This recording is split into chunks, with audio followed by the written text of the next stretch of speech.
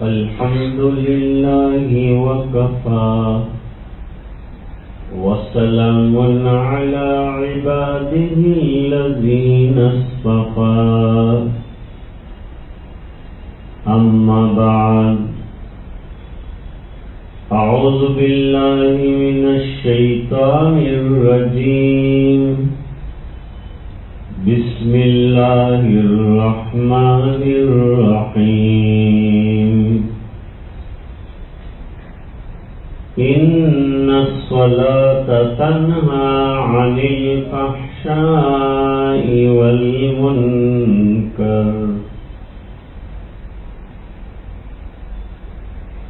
صدق الله العظيم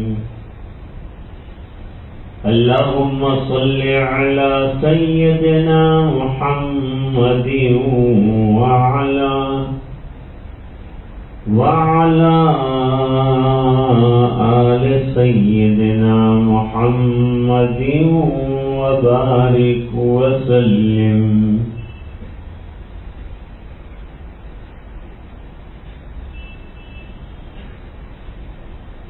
موجودہ دور آزادیوں کا،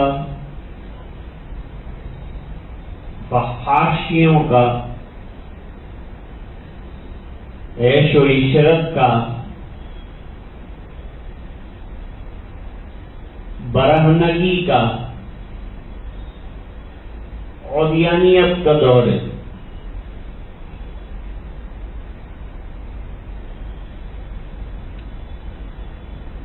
نوجوانوں میں بگاڑ بہت زیادہ ہو چکا.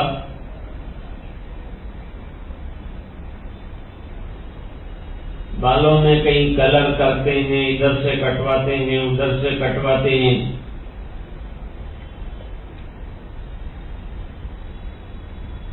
طرح طرح کی اسٹائلیں بنا رہے ہیں.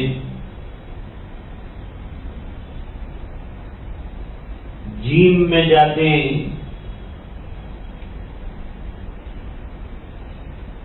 نوجوان کا اپنی صحت کو درست کرنے کے لیے جم میں جانا منع نہیں ہے. لِجَسَدِكَ عَلَيْكَ حَقٌّ وَلِنَفْسِكَ عَلَيْكَ حَقٌّ.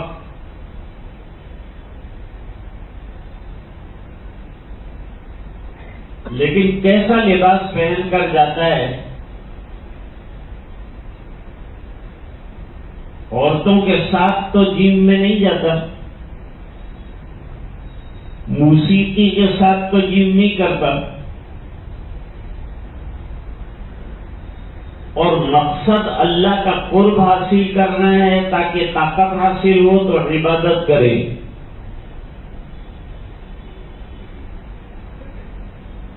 عورتوں میں بے حیائیاں عام ہے.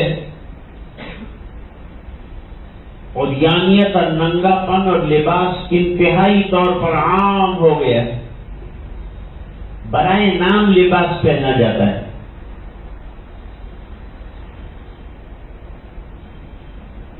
حالانکہ مسلمان عورت کا لباس ایسا ہونا چاہیے کہ جس سے جسم چھپ جائے اور لوگوں کی نظر اس پر نہ پڑے.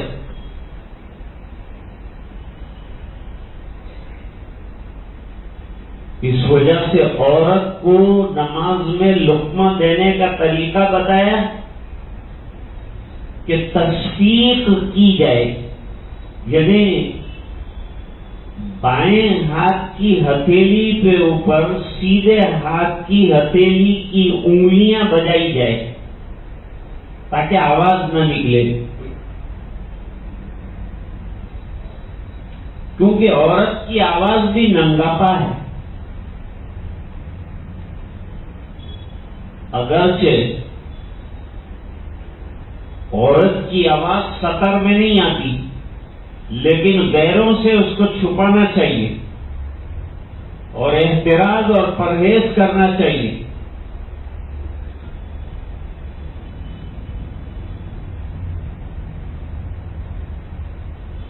قرآن کریم نے یہ سب بے حیائیاں عریانیت، فحاشی، گناہ، بدکاریاں،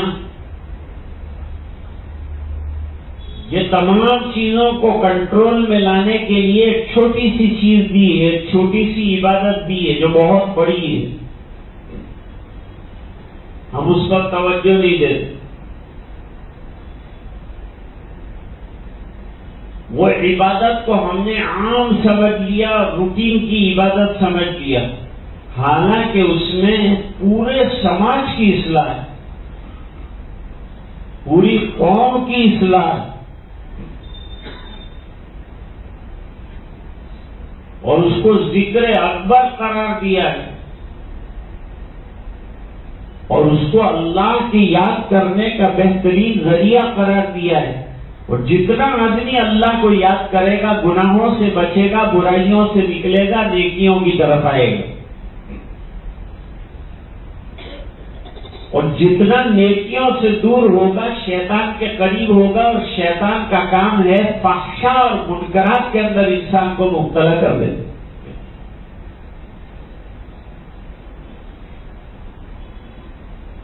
اور اللہ کا کام کیا ہے؟ قُلْ إِنَّ اللَّهَ لَا يَأْمُرُ بِالْفَحْشَاءِ.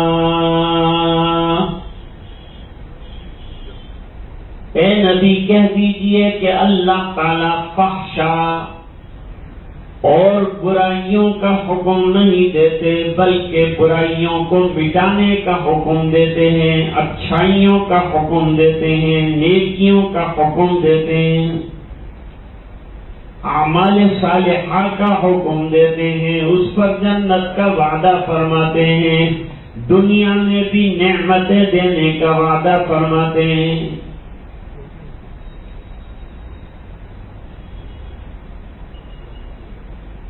ازواج مطہرات نے شکایت کی تھی کہ ہمارا بجٹ بہت کم ہے، بڑھا دیجیے، پیسہ کچھ زیادہ چاہیے، ہم کو خرچہ بڑھ گیا ہے ہمارا، آپ کے پاس مال بھی آ رہا ہے. حضور ناراض ہوئے، اللہ نے آیت اتاری وَأْمُرْ أَهْلَكَ بِالصَّلَاةِ وَاصْطَبِرْ عَلَيْهَا لَا نَسْأَلُكَ رِزْقًا نَحْنُ نَرْزُقُكَ وَالْعَاقِبَةُ لِلتَّقْوَىٰ. آپ بھی نماز کے اوپر کاربند ہو جائیے اور گھر والوں کو بھی نماز کی پابندی کا حکم کیجیے، اس بنا پر کہ ہم تم سے روزی کموانا نہیں چاہتے، روزی تو ہم دیں گے، تم عبادت میں اضافہ کرو، ہم تمہاری روزی میں اضافہ کریں گے. روزی کے اضافے کا راستہ عبادت بتایا، نماز بتایا. معلوم ہوا نماز کے ذریعے سے روزی میں اضافہ ہوتا ہے، برکت ہوتی ہے.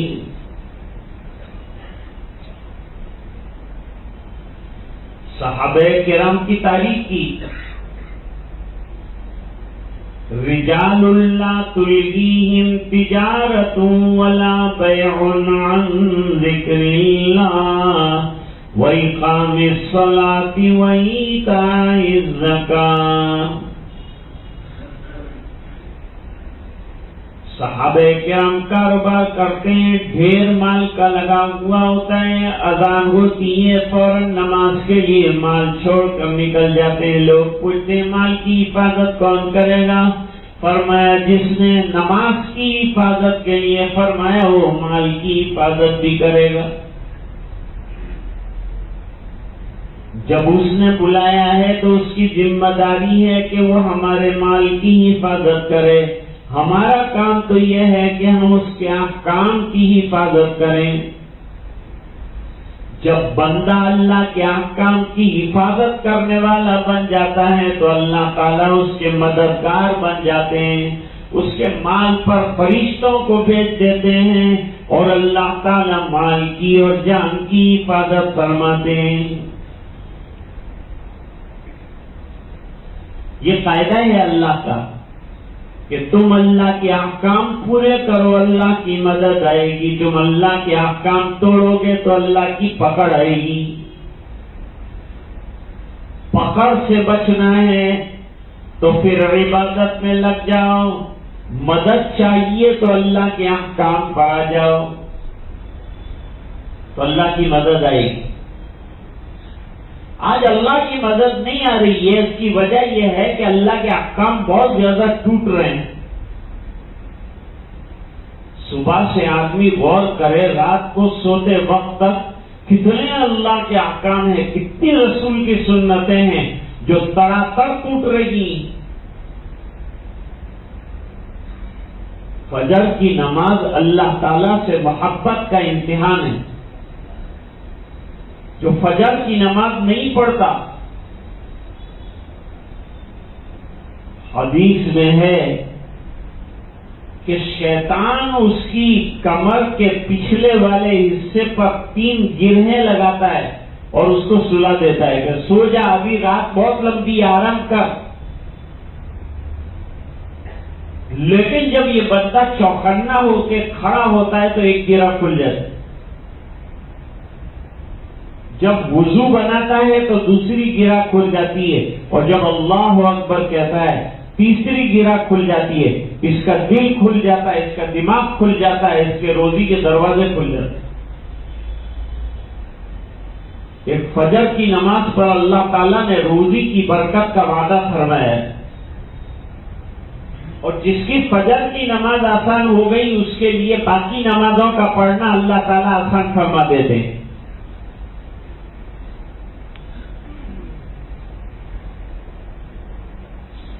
حدیث شریف میں فرمایا کہ اپنے گھر کو قبرستان مت بنا,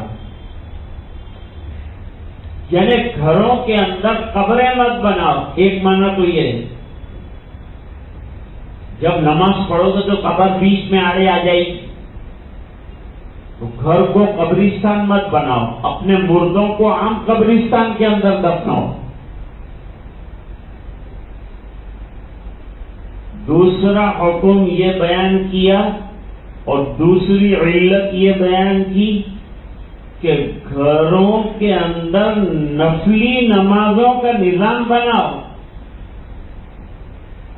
جب مکان اچھا بڑا بناؤ تو اس کے اندر جہاں ڈائننگ روم بنایا, جہاں سٹنگ روم بنایا, جہاں ویٹنگ روم بنایا, وہاں عبادت کا ایک روم بھی بناؤ. کیا ہوگا یہ عبادت کے روم کا فائدہ؟ ماں بہنیں وہاں نماز پڑھیں گی, گھر میں برکت ہوگی,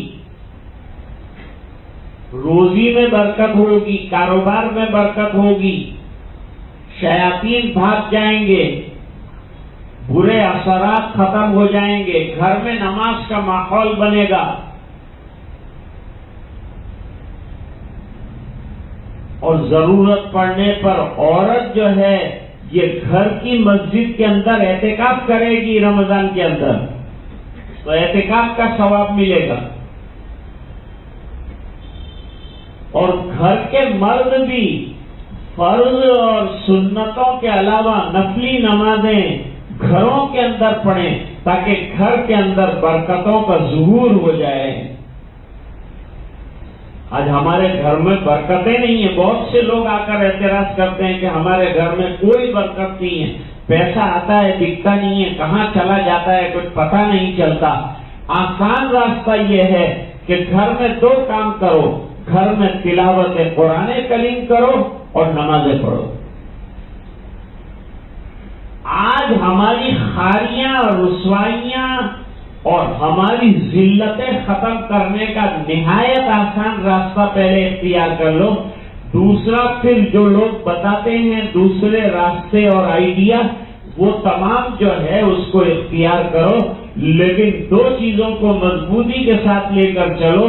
ایک قرآن شمع ہدایت ہے, اس کو ساتھ لے کر چلو.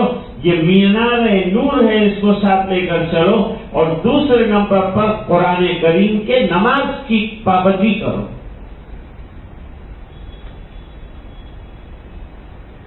صحابہ کرام نمازوں کے بڑے پابند رہے ہیں. ایک صحابی ہیں ربیہ ابن کعب اسلمی,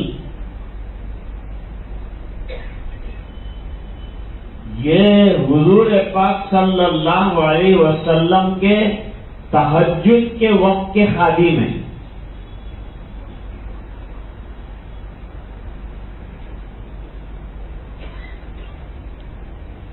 سرکار کے بہت سے خادم تھے. سفر میں حضرت عبداللہ ابن مسعود رضی اللہ تعالیٰ عنہ خدمت انجام دیتے. حضور کا مسواک ہمیشہ ساتھ رکھتے تھے. بھائی منہ کو صاف رکھنا اور منہ کو بدبو سے پاک رکھنا یہ بھی مومن کی صفت ہے. اور مسواک سستا سودا ہے، اس کے اندر خرچہ کچھ نہیں ہے اور اللہ کا نزدیک بن جاتا ہے آدمی. اور حضور کی سنت پر عمل کرنے سے آپ صلی اللہ علیہ وسلم خوش ہوتے ہیں. 70 فائدے مسواک کرنے کے بتلائے ہیں، ان میں سے ایک فائدہ یہ ہے کہ مرنے کے وقت کلمہ نصیب ہو جائے.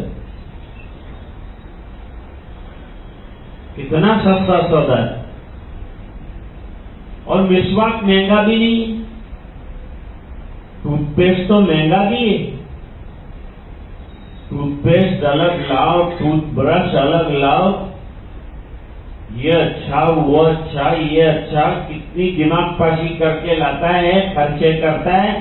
اور مسواک میں کوئی خرچہ نہیں، ہمیشہ جیب میں رہے، ساتھ رہے، سنت ادا ہو جائے، فائدے نصیب ہو جائیں، منہ کی بدبو دور ہو جائے، منہ پاکیزہ ہو جائے، مسجد میں لانے کے جائز بن جائے. کتنی بڑی بات ہے. سب سنتیں ایسی ہیں کہ مشکل کوئی بھی نہیں. عمل کرنا خالی ہمارے لیے ضروری ہے. ایک دفعہ عمل کرنے کا مزاج بن جائے تو اللہ تعالیٰ سنتوں پر عمل کیے بغیر سکون نہیں عطا فرماتا. مزاج بن جاتا ہے آدمی کا کہ میں سنتوں پر عمل کروں.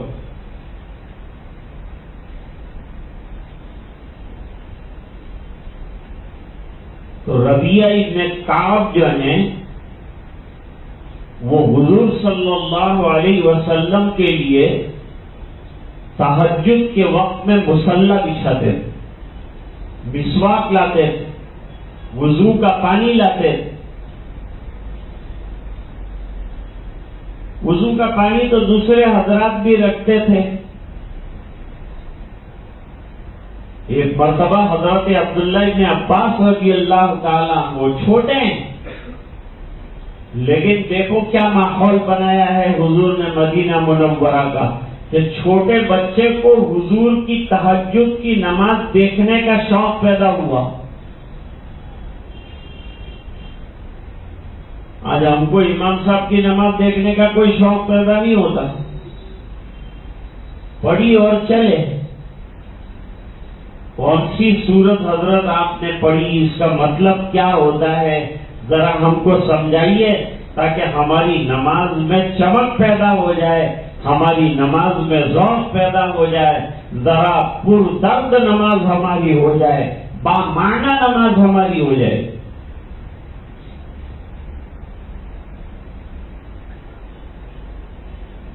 ابو ہریرہ رضی اللہ تعالیٰ عنہ سے لوگوں نے کہا آپ بہت حدیثیں بیان کرتے ہیں.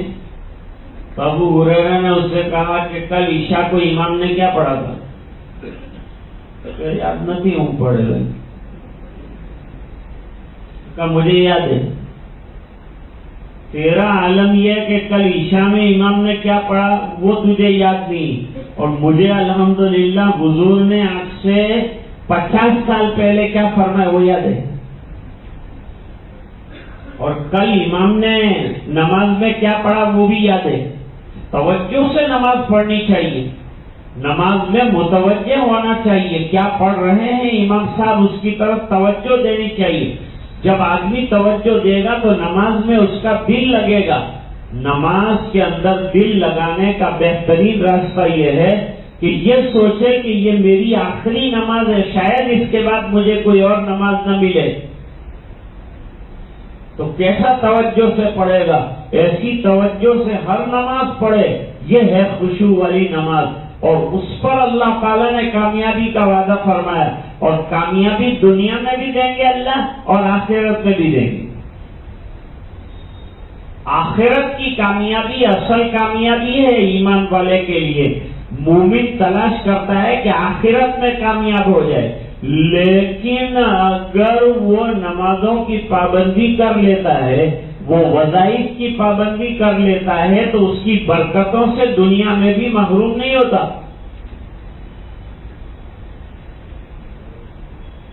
حدیث شریف میں واقعہ نقل کیا ہے.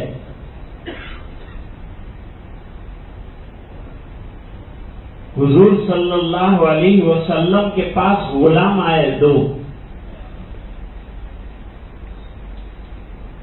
تو حضرت علی رضی اللہ تعالیٰ عنہ کو خیال آیا کہ فاطمہ بیچاری گھر کی چکی بھی پیستی ہے، پانی بھی لاتی ہے، سب وقت اس کے اندر خرچ ہو جاتا ہے. تو ایک آدھ غلام، نابالغ غلام تھا، تو وہ نابالغ غلام اگر فاطمہ کو مل جائے تو اس کے گھر کے کاموں میں وہ ہاتھ بٹائے اور اس کا عبادت میں وقت زیادہ لگ جائے، زیادہ اللہ کو یاد کر سکے. یہ تو وقت لگاتی ہی ہیں، پھر بھی اور بھی زیادہ اللہ کی یاد میں وقت لگ جائے. بھیجا حضرت عائشہ رضی اللہ تعالیٰ عنہ کو حضور کے پاس، لیکن آپ مصروف تھے، بات نہیں ہو سکی، واپس چلی آئی. تو آپ صلی اللہ علیہ وسلم تشریف لائے.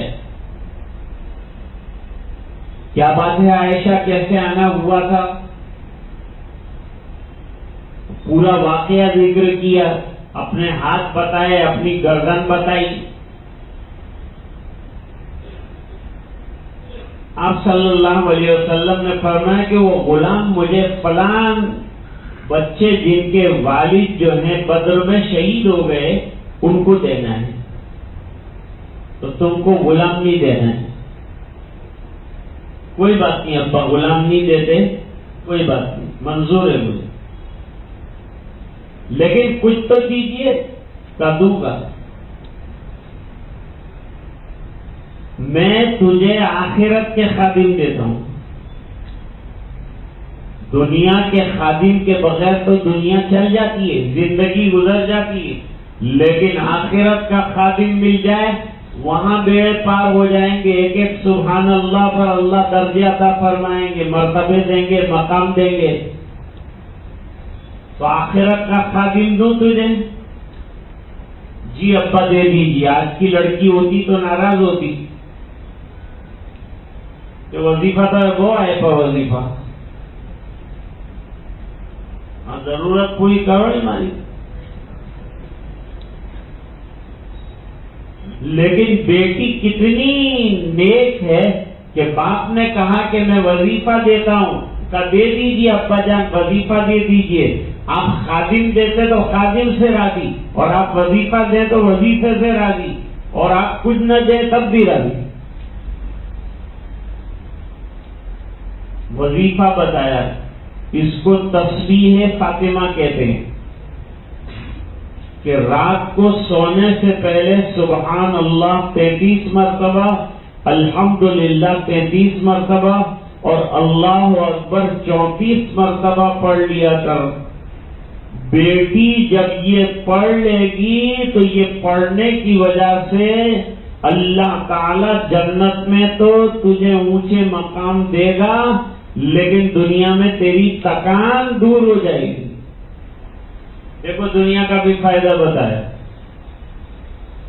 یہ پڑھنے پر جو تھکان تجھے دن بھر لگ جاتی ہے نا، یہ پڑھنے سے وہ تھکان دور ہو جائے گی. ہم بھی اس کا تجربہ کر کے دیکھ سکتے ہیں کہ یہ وظیفہ سونے سے پہلے پڑھ لیں گے، اللہ تعالیٰ اچھی نیند دیں گے، تھکان تمام کے تمام دور ہو جائے گی. کیسا بہترین اور کتنا اچھا وظیفہ بتایا.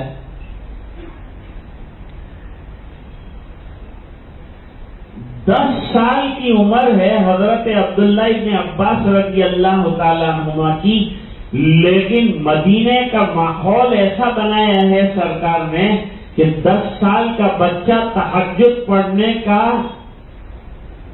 شوقین. اپنی خالہ میمونہ رضی اللہ تعالی عنہا سے ٹائم لیا اور ٹائم لے کر ابن عباس رات کو حضور کی عبادت دیکھنے کے لیے پہنچے. جلوت کی عبادت تو سب دیکھتے تھے، لیکن خلوت میں آقا کے اعمال کیا ہیں یہ معلوم ہو جائیں، تاکہ ہم رات کو وہ اعمال انجام دیں، رات کو جاگیں. آج بھی نوجوان جاگتے ہیں، نکڑوں پر بیٹھتے ہیں، باتیں کرتے ہیں، ادھر ادھر کی فضول باتیں کرتے ہیں. کوئی کرکٹ کی بات کرتا ہے، کوئی حج میں وہ پیدل جا رہا ہے اس کی بات کرتا ہے. اس کو جانے دو، حج میں پیدل جاتا ہے تو اپنے کو کیا ہے؟ وہ جانا ہوگا تو جاتا ہوگا، اس کو ثواب چاہیے، اجر چاہیے تو جاتا ہے. اس کے لیے ہم خامخواہ کے لیے کیوں بحثا بحثی میں پڑیں؟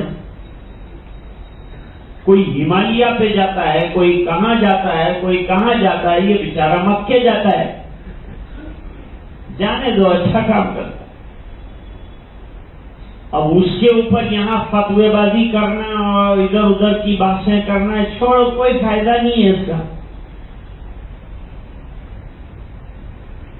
کرکٹ پر بحث کرتے ہیں، اس نے یوں مارا، اس نے یوں مارا، اس نے کیچ پکڑا، اس نے چھوڑ دیا. تو ہوں کری لینا ہے، کیچ چھوڑی دی تو پکڑی لینا.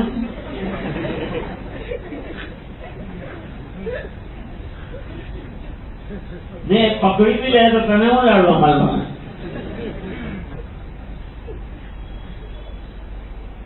تو اپنے اوقات کو فضول کاموں میں ضائع مت کرو، کام میں لگاؤ. ایک ایک منٹ قیمتی، اور اللہ تعالیٰ کی یہاں پوچھا جائے گا کہ میں نے تم کو جو جوانی اور ٹائم دیا اس کو تم نے کہاں خرچ کیا ہے. ٹائم لگاؤ، اللہ کے دین کے لیے لگاؤ، اللہ کے راستے میں لگاؤ.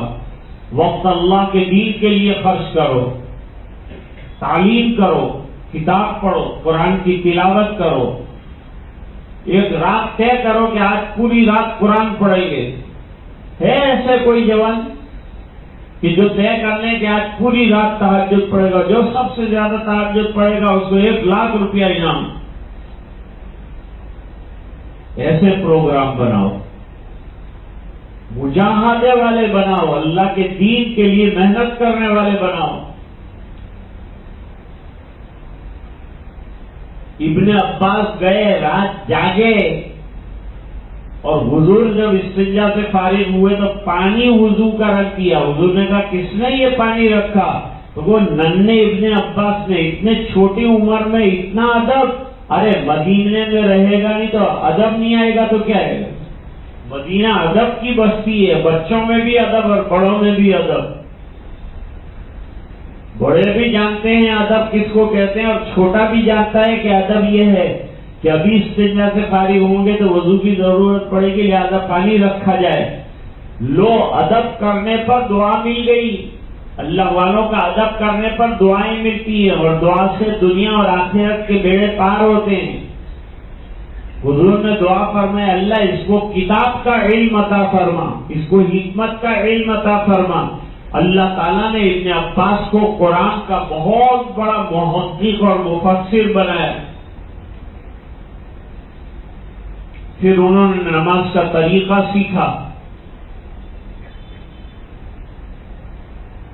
خدمت کرنے آئے تھے، نماز دیکھنے آئے تھے.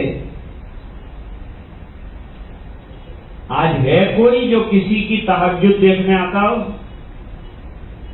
کسی عالم کی نماز دیکھنے آتا ہو، کسی عالم کا وضو دیکھنے آتا ہو، اس کا طریقہ عبادت دیکھنے آتا ہو؟ یا کوئی ایسا ہے کہ آ کر یوں کہے کہ مجھے صحیح نماز سکھاؤ؟ کوئی ایسا ہے جو آ کے یوں کہے کہ مجھے اللہ کی کتاب نہیں آتی پڑھنا، مجھے صحیح پڑھنا سکھاؤ، میں اپنا وقت خرچ کروں گا اور دوں گا حضرت مولانا، اور آپ کو ہدیہ بھی دوں گا. ہدیے کا تو نام ہی نہیں لینے، تو طبیعت خراب ہو جاتی. ان کے مولانا ہو کے ہدیہ لیتے تو کیا پہ لینے کا ہدیہ؟ مولانا ہدیہ نہیں لیں گے تو کیا لیں گے؟ جب اتنی دماغ پاشی آپ کے لیے کرتے ہیں تو ذرا ہدیہ دیا تو کیا ہو گیا؟ اس میں خوش ہونا چاہیے کہ میرا پیسہ اللہ کے دین کے لیے لگا، خوب دل کھول کر دینا چاہیے. اور شکریہ ادا کرنا چاہیے کہ آپ نے مجھے چند حروف پڑھنا سکھا دیا، آپ نے مجھے صحیح نماز پڑھنا سکھا دیا، آپ کا تو جتنا احسان مانو کم ہے۔ ربیعہ ابن کعب اسلمی رضی اللہ تعالی عنہ نے حضور کے لیے تہجد کے واسطے مصلی رکھا، مسواک رکھا اور وضو کا لوٹا رکھا۔ حضور خوش ہو گئے اور فرمایا ربیعہ آج جو ہے مانگنے کی رات ہے، بتاؤ کیا مانگوں؟ تمہارے لیے کیا مانگ لوں آج؟ دنیا دار ہوتا تو دنیا مانگتا، لیکن اس اللہ کے بندے کو اللہ کی رضا مطلوب ہے اور اللہ کی معیت مطلوب ہے اور اللہ کا پڑوس مطلوب ہے۔ کتنی بڑی چیز اس کو مطلوب ہے۔ اس بنا پر بے فکر ہو کر کہا سرکار مجھے جنت میں آپ کا پڑوس دیا دیجیے، مجھے جنت میں آپ کا پڑوس چاہیے۔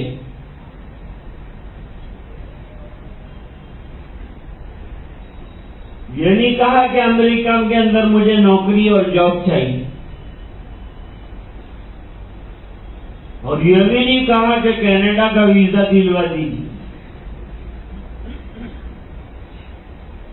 کیا مل جائے گا؟ کینیڈا کا ویزا مل جائے گی، یہ مطلب نہیں ہے کہ بھائی مت جاؤ، جاؤ محنت کرو، کام کرو، اس دنیا میں بھی ترقی کرو، آگے بڑھو، پڑھو۔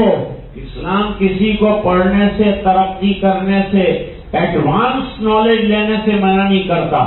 آگے بڑھو اور اسلام کے ساتھ آگے بڑھو، تمہاری نمازیں بھی نہ جائے اور تمہارا جاب بھی نہ جائے، اس شان کے ساتھ رہو، پڑھو اور پوری دنیا میں جاؤ اور ترقی کرو۔ اسلام ہرگز منع نہیں کرتا، لیکن جہاں جاؤ اسلام کی حفاظت کرو، نمازوں کی حفاظت کرو، اپنے عقیدے کو برقرار رکھو، جہاں بھی جاؤ اپنے دل کی اور اپنے ایمان کی حفاظت کرو۔ ایسی شان کے ساتھ آپ پورے عالم میں اگر چلے جاتے ہیں تو اسلام منع نہیں کرتا آپ کو عالم میں جانے کے لیے۔ جاؤ اور وہاں بھی جا کر دین پھیلاؤ اور دین کا کام کرو۔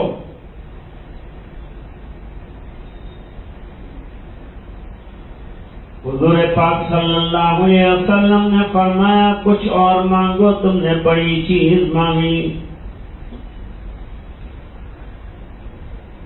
لیکن ربیعہ ابن کعب ضد پر رہے، انہوں نے کہا مجھے تو یہی چاہیے، یہی چاہیے، آپ کا پڑوس چاہیے، اس کے علاوہ کچھ نہیں چاہیے۔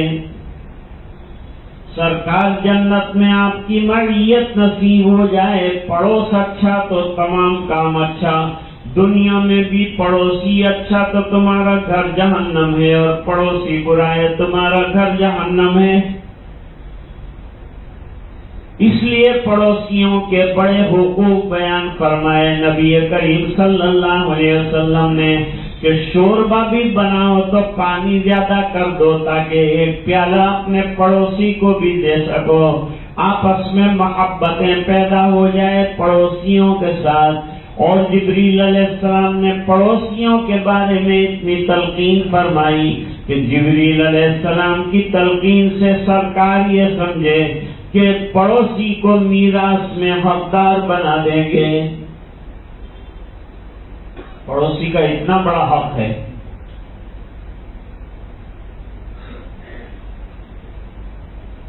اس لیے پڑوسی نے اگر اپنے پڑوسی کے جانے کے بعد پڑوسن سے بدکاری کا ارتکاب کیا تو گناہوں میں بہت بڑا گناہ اس کا ہے۔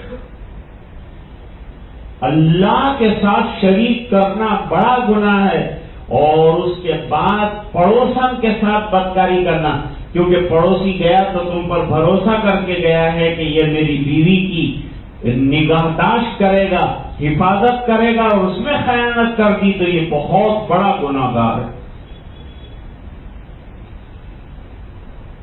ربیعہ ابن کعب اسلمی رضی اللہ تعالیٰ عنہ نہ مانے اور فرمایا نہیں مجھے پڑوسی چاہیے آپ کا، تو پھر حضور پاک صلی اللہ علیہ وسلم نے فرمایا اس کا آسان راستہ اور آسان طریقہ یہ ہے کہ مدد کرو میری نوافل کے ذریعے سے.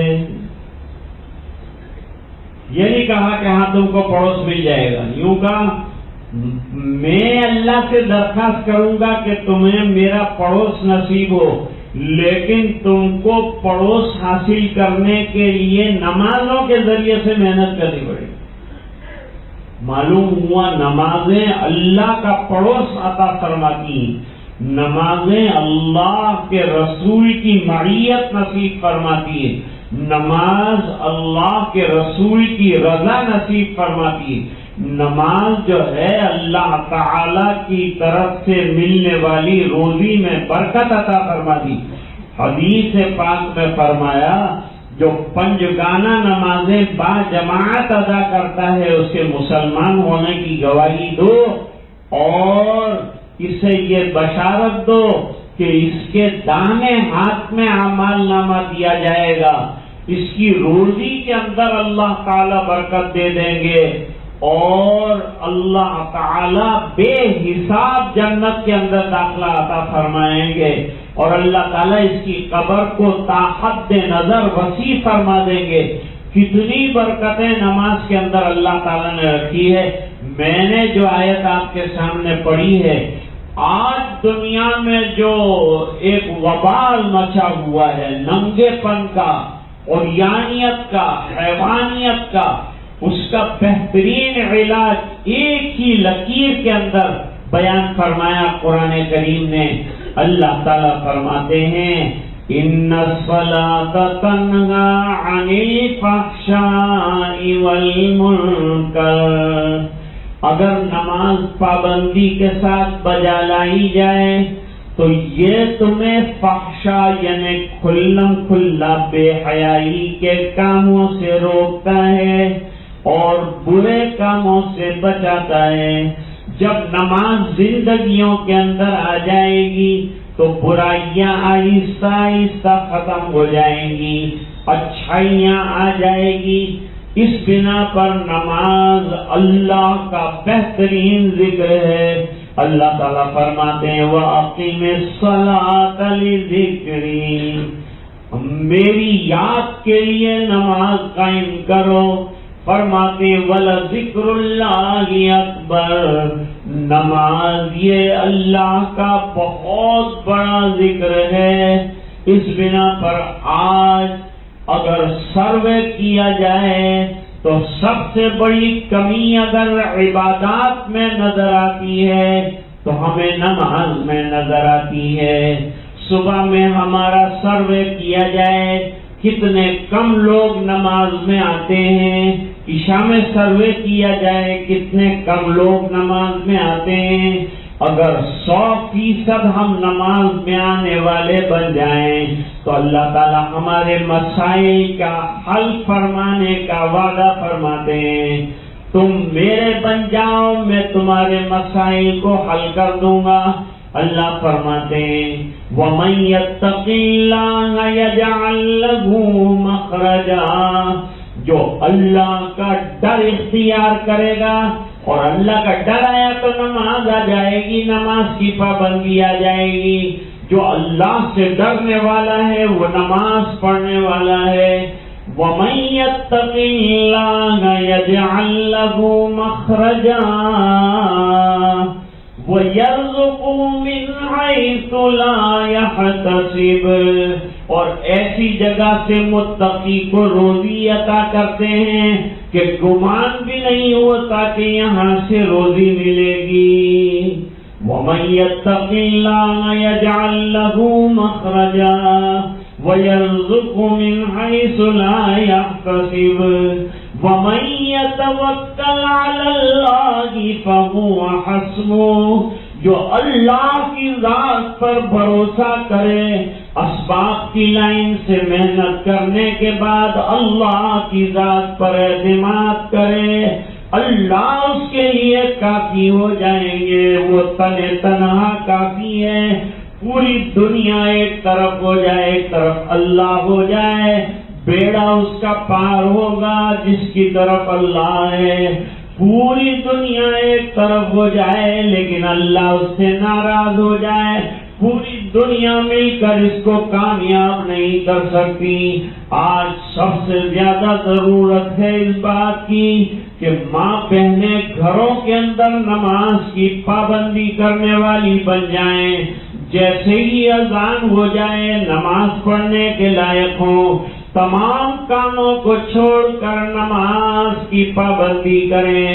اور مردوں کو بھی چاہیے کہ اپنے سب کاموں کو چھوڑ کر مسجد کو آباد کرنے والے بن جائیں، اللہ کے اس فریضے کو انجام دینے والے بن جائیں. تو قرآن کریم نے نماز کی پابندی پر فلاح کا وعدہ فرمایا. فلاح آخرت میں اللہ دینے والے ہیں، لیکن جو نماز پڑھے گا وہ دنیا میں بھی کامیابیاں پائے گا. اللہ تعالیٰ اپنے فضل سے اسے نوازیں گے. تو ایک چھوٹی سی آیت میں نے آپ کے سامنے پیش کی کہ دیکھیے حضرت ربیہ ابن کعب نوافل پڑھنے کے لیے تیار ہو گئے. آج ہم اللہ کا قرب حاصل کرنے کے لیے فرض پڑھنے کے لیے تیار نہیں ہیں، اس میں لیت العل کرتے ہیں. مت سستی کرو نماز کے اندر، چست بن جاؤ. دوسرے اعمال اپنی جگہ کرو، کماؤ، محنت کرو، جو کرنا ہے سب کرو، لیکن وقت پر نماز کی ادائیگی اپنی زندگی کا نصب العین بنا دو اور مزاج بنا دو. باقی روزی کا دینا، برکتوں کا دینا اللہ تعالیٰ نے وعدہ فرمایا ہے، وہ ضرور دیں گے. ہم کام کرتے چلے جائیں، حالات بھی آئیں گے، آزمائشیں بھی آئیں گی، کچا نکل جائے گا، پکا جم جائے گا، اور اللہ تعالیٰ اس کی مدد کے لیے آ جائیں گے. اللہ تعالیٰ اپنی مدد سے مالا مال فرمائے، نمازوں کا پابند بنائے، تلاوت قرآن کا شیدائی بنائے، اور ہمارے گھروں کو نماز کے ذریعے سے آراستہ فرمائے. ہماری پیشانیوں کو سجدے کے ذریعے سے اللہ تعالیٰ آباد فرمائے. وآخر دعوانا ان الحمد للہ رب العالمین. اصرار ہے بابو بھائی کا کہ ذکر بھی کروایا جائے.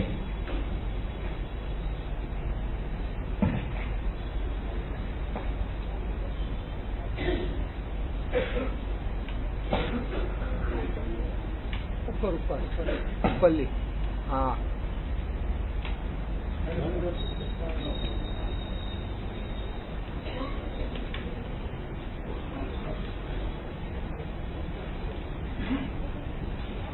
لا الہ الا اللہ کا ذکر کریں گے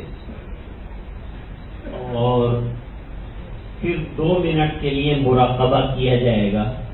جتنے حضرات بیٹھے ہیں آرام سے بیٹھے رہیں اور لا الہ الا اللہ کا جو ذکر ہوگا اس میں میرا ساتھ دیں. تیرے سوا معبود حقیقی کوئی نہیں ہے، کوئی نہیں. تیرے سوا مسجود حقیقی کوئی نہیں ہے، کوئی نہیں. تیرے سوا مشہود حقیقی کوئی نہیں ہے، کوئی نہیں. اب تو رہے بس قدم آخر ورد زبان میرے الہ. لا الہ الا اللہ، لا الہ الا اللہ، لا الہ الا اللہ، لا الہ الا اللہ، لا الہ الا اللہ، لا الہ الا اللہ، لا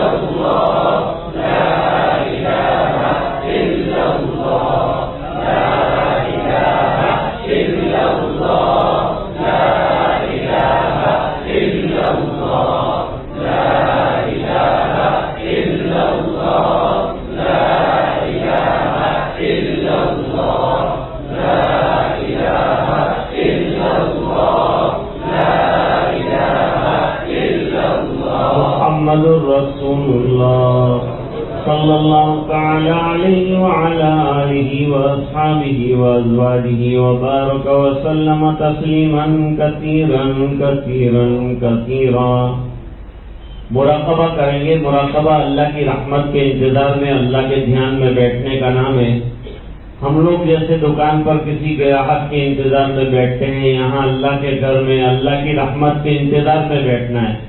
آنکھیں بند ہو، جسم میں نقل و حرکت نہ ہو، سر کو دل کی طرف ذرا سا جھکایا جائے، تصور کیا جائے اللہ کی رحمت برس رہی ہے، دل میں سما رہی ہے، دل اللہ اللہ اللہ کر رہا ہے۔ یہ لگاتار تصور کا نام ہی مراقبہ ہے۔ اللہ کی رحمت برس رہی ہے، دل میں سما رہی ہے، دل کہہ رہا ہے اللہ اللہ اللہ۔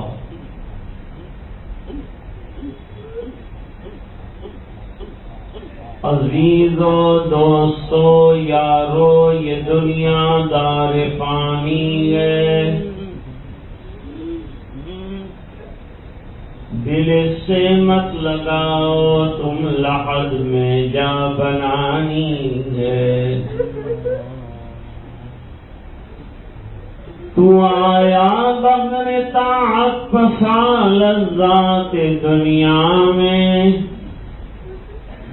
عقل کھوئی گئی تیری یہ کیسی نادانی ہے۔ نہ دنیا نہ دولت نہ دن جائے گا، فقط ساتھ تیرے کفن جائے گا۔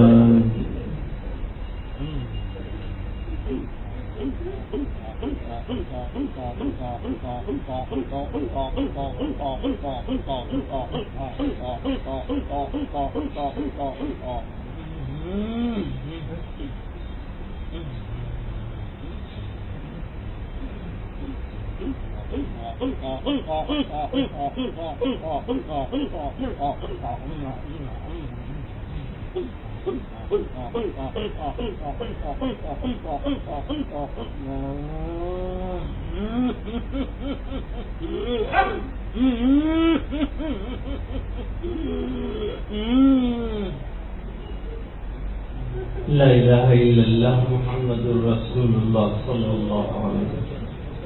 اللهم لك الحمد كله ولك الملك كله ولك الشكر كله وإليك يرجع الأمر كله علانيته وسره۔ اللهم صل على سيدنا محمد وعلى آل سيدنا محمد وبارك وسلم۔ ربنا آتنا في الدنيا حسنة وفي الآخرة حسنة وقنا عذاب النار وادخلنا الجنة مع الأبرار يا عزيز يا غفار۔ اللهم افتح لنا بالخير واتمم لنا بالخير واجعل عواقب أمورنا بالخير بيدك الخير إنك على كل شيء قدير۔ ربنا اغفر لنا ولإخواننا الذين سبقونا بالإيمان ولا تجعل في قلوبنا غلا للذين آمنوا ربنا إنك رؤوف رحيم۔ ربنا أتمم لنا نورنا واغفر لنا إنك على كل شيء قدير۔ اے اللہ ہمارے گناہوں کو معاف فرما، کوتاہیوں سے درگزر فرما۔ اللہ اپنا فضل اور کرم شامل حال فرما، اللہ رحم کے اور کرم کے فیصلے فرما، اللہ اپنی رضائے دائمی عطا فرما تو ہم سے راضی اور خوش ہو جا اور ہمیں اپنا بندہ بنا دے۔ اے الہ العالمین، گناہوں کی نفرت ہمارے دلوں میں جاگزین فرما، نیکیوں کا ذوق شوق عطا فرما، شیطانی مکر و فریب سے ہماری حفاظت فرما، روحانی جسمانی امراض سے شفا کاملہ عطا فرما، تیرا ذوق، تیرا شوق، تیری معرفت، تیرا عشق عطا فرما، تیری رضائے دائمی عطا فرما۔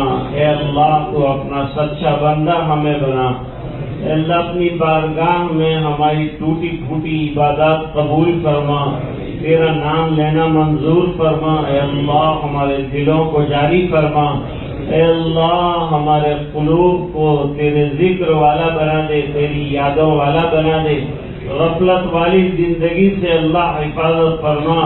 اے اللہ مرتے مرتے تیرا نام لینے والا بنا، کرتے کرتے زندگی گزارنے والا بنا۔ اے الہ العالمین، معصیات سے حفاظت فرما، نیکیوں کا ذوق شوق عطا فرما، حضور پاک صلی اللہ علیہ وسلم کی اتباع زندگی کے ہر شعبے میں نصیب فرما۔ اے اللہ پورے مجمع کی مغفرت فرما، امت کے ایک ایک فرد کی مغفرت فرما۔ اے الہ العالمین، اتنی دور سے لوگوں کا جمع ہونا قبول فرما، تیری یاد کرنا قبول فرما۔ اے اللہ ہمیں تجھ سے مانگنا نہیں آتا، اے اللہ جو بے ادبی ہوئی معاف فرما، اے اللہ جو مانگنا تھا نہ مانگ سکے اپنے فضل سے عطا فرما۔ اے اللہ ہماری نسلوں میں دین کی بقا کے فیصلے فرما، اے اللہ ہمارے جنریشنوں کو نیک بنا دے، اے اللہ ہمارے جوانوں کو سدھار دے، اے اللہ ان کو مسجد میں آنے والا بنا دے، اے اللہ ان کو نمازوں کا پابند بنا دے، اے اللہ سنتوں کا شیدائی بنا دے، پابند بنا دے۔ اے اللہ تو ہم سے راضی اور خوش ہو جا اور ہمیں اپنا بندہ بنا دے۔ اے الہ العالمین، جو پریشان ہیں ان کی پریشانیاں دور فرما، جو قرضوں میں ڈوبے ہیں غیر سے قرضوں کے پورا ہونے کی سبیل پیدا فرما، پورے مجمع کی مغفرت فرما، ماں بہنوں کی مغفرت فرما، انہیں بھی نماز کی توفیق عطا فرما، پردے برقعے کی توفیق عطا فرما، دین کا سچا لحاظ نصیب فرما۔ اے اللہ یہ دعائیں اپنے فضل و کرم سے قبول فرما، برحمتک یا ارحم الراحمین۔ السلام علیکم ورحمۃ اللہ وبرکاتہ۔